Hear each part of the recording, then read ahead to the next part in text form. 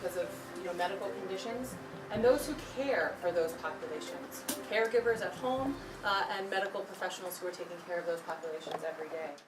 Everyone who's at least 6 months of age should get vaccinated, and again, anyone who is caring for the young, the elderly, and vulnerable populations should go out and get vaccinated. Even if the vaccine isn't perfect, it provides a lot of protection, and so we're encouraging people to get their vaccine this season. It's also important to just practice some really good general public health guidelines when you are sick. So cover your coughs and your sneezes. Avoid touching your hands to your mouth, your eyes, your nose. Wash your hands frequently, and stay at home when you're sick. You've even seen around the department and at other places, instead of shaking hands, people are sort of bumping elbows, right? As many ways that we can stop the contamination from person to person is important. If you do get sick, it's important to seek health care and ask your provider if antiviral medications are the right choice for you. These medications can shorten the length of time that you're sick.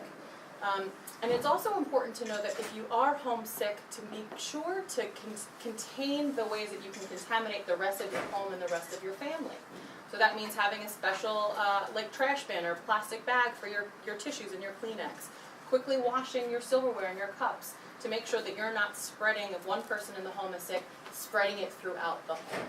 So there's a lot of things that we can do, that everybody can do, to make sure that we are keeping everyone safe and healthy this flu season. And I think I'm going to take questions before we actually get into the business of the day, which is giving me the flu shot. We'll start. Not as effective against one particular strain of flu that we are seeing, and that it's a later blooming strain. So it's a strain that is impacting folks right now.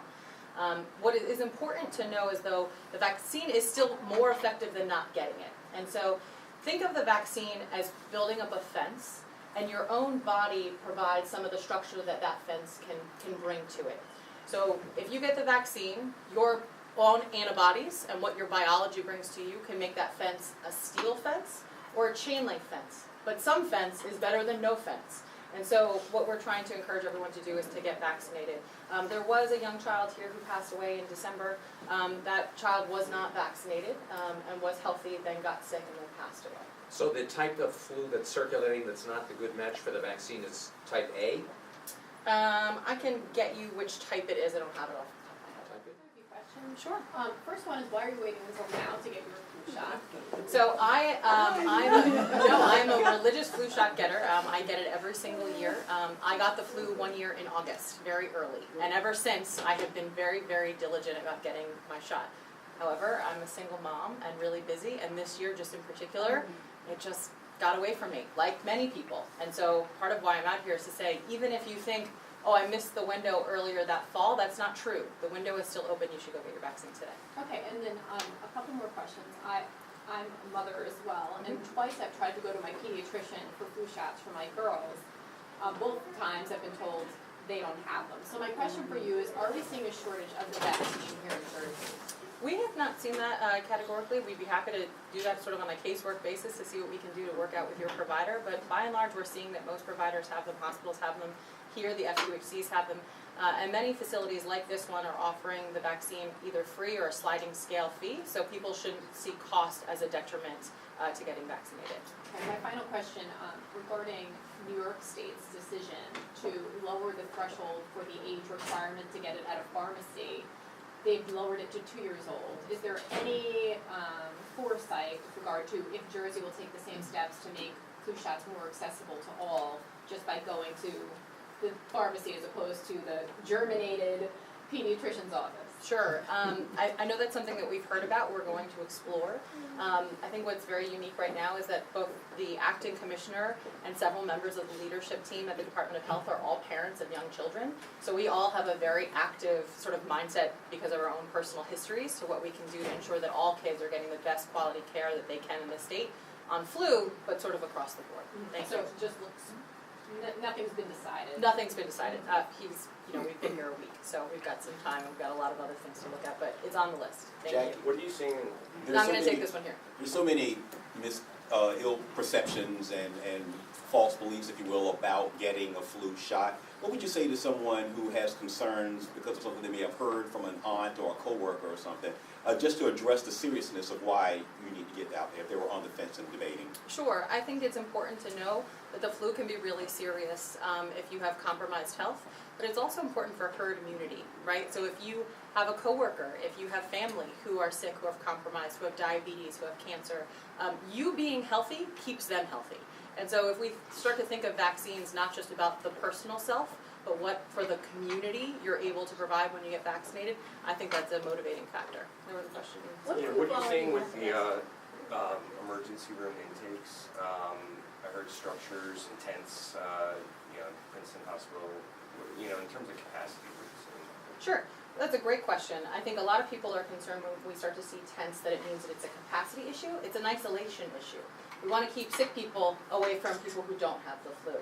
So it is in fact not that there's such an increased volume that we have to move patients outside. It's keeping them isolated from those who don't have flu-like symptoms, because the last thing you want to do is get someone who's in the ER for something else, then sick with the flu. Some hospitals are at full capacity.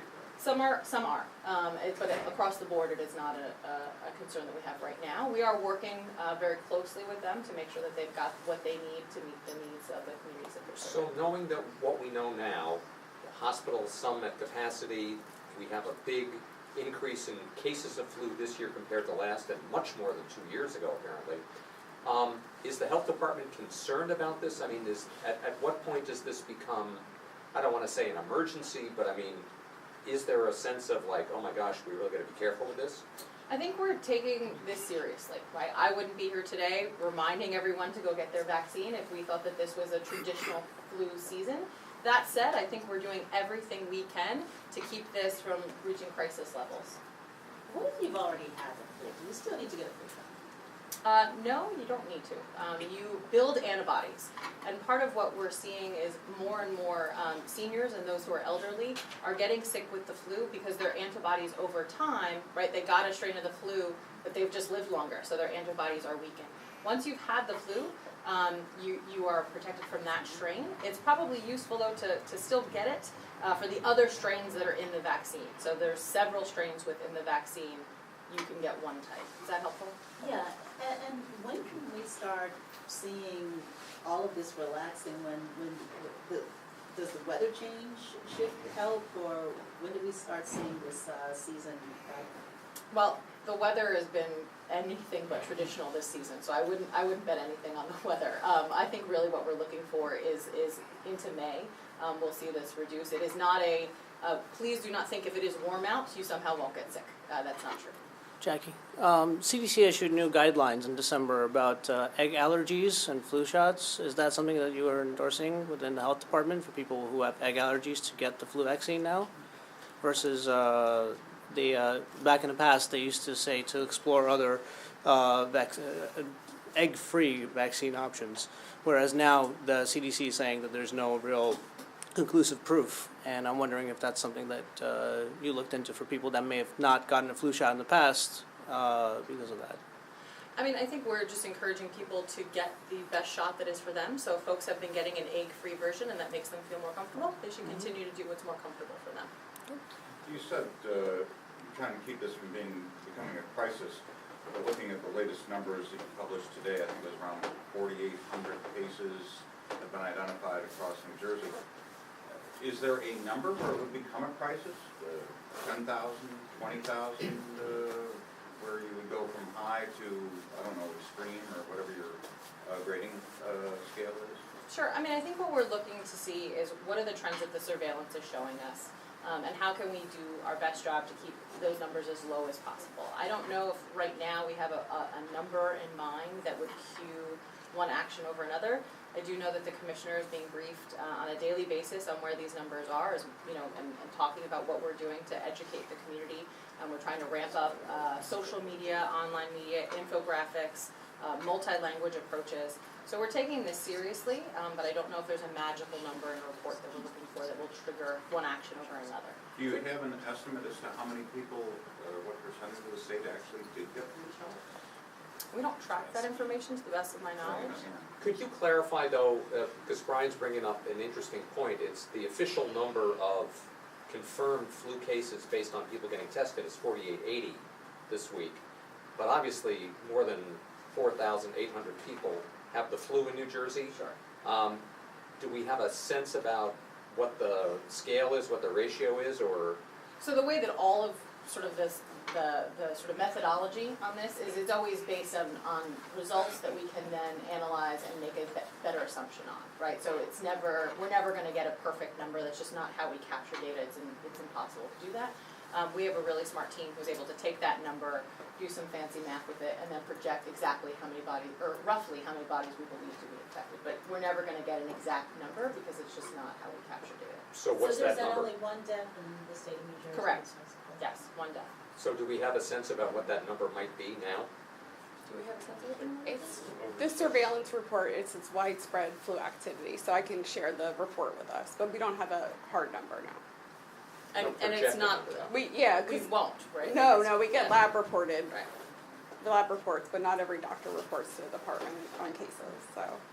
In your opinion, how is this stacking up to previous years, like 2009? And you said, you know, there's been changes, upgrades made, I think you said social media, but in your opinion, how does this stack up to previous years?